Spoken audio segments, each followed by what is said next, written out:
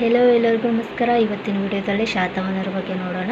ನಾನು ಲಾಸ್ಟ್ ವಿಡಿಯೋದಲ್ಲಿ ಏನು ಹೇಳಿದ್ದೆ ಅಂತ ನೋಡೋದಾದ್ರೆ ಕರ್ನಾಟಕ ಹೆಸರಿನ ಪ್ರಾಚೀನತೆ ಬಗ್ಗೆ ಹೇಳಿದ್ದೆ.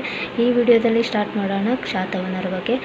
ಡೀಟೇಲಾಗಿ ಅನ್ನೋದಕ್ಕಿಂತ ಎಕ್ಸಾಮ್ ದೃಷ್ಟಿಯಿಂದ ನಾನು ಹೇಳ್ತಾ ಹೋಗ್ತೀನಿ, ನೀವು ನೋಟ್ ಮಾಡ್ತಾ ಹೋಗಿ, ಓಕೆನಾ. ಶಾತವಾಹನರು ಬಂದುಬಿಟ್ಟು ಒಟ್ಟು 30 ಅರಸರು 460 ವರ್ಷಗಳ ಕಾಲ ಆಳ್ವಿಕೆ ಮಾಡಿದರು ಅಂತಂದು ಮತ್ಸ್ಯ ಪುರಾಣದ ಮೂಲಕ ತಿಳಿದು ಬಂತ್ರಿ. ಇನ್ನು ನೆಕ್ಸ್ಟ್ ಬಂದುಬಿಟ್ಟು ಇವರ ಸ್ಥಾಪಕ ಸಿಮುಖ ಬರ್ತಾನೆ ರೀ. ಹಾಗೆ ಚುರುಕಾದ ಕುದುರೆ ಅಂತ ಯಾವುದು ಕರಿತಾರೆ ಗೊತ್ತೇನ್ರಿ?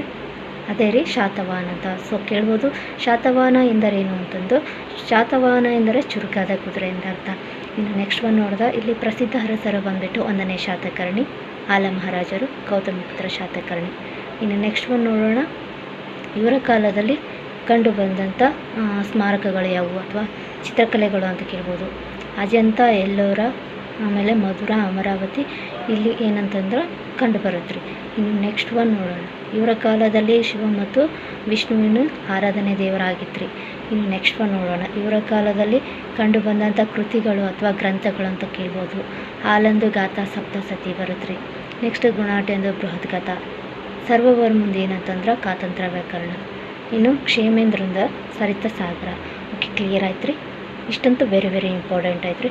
ಇನ್ನು ನೆಕ್ಸ್ಟ್ ನಾವು ನೋಡಬೇಕಾಗುತ್ತಾ ಶಾರ್ಟ್ಕಟ್ಟಾಗಿ ಅಂತಂದರೆ ಇವರು ಯುರೋಪು ದೇಶಗಳೊಂದಿಗೆ ಅಥವಾ ಗ್ರೀಕ್ ಮತ್ತು ಯುರೋಪು ದೇಶಗಳೊಂದಿಗೆ ಇವರು ವ್ಯಾಪಾರ ಸಂಬಂಧವನ್ನು ಉತ್ತಮವಾಗಿತ್ತು.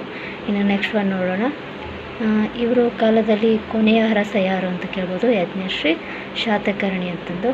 ಸೊ ಇದಿಷ್ಟು ಏನು ಅಂತಂದ್ರೆ ವೆರಿ ಇಂಪಾರ್ಟೆಂಟ್ ಆಗಿರುವಂಥ ಟಾಪಿಕ್ ರೀ. Thank you so much.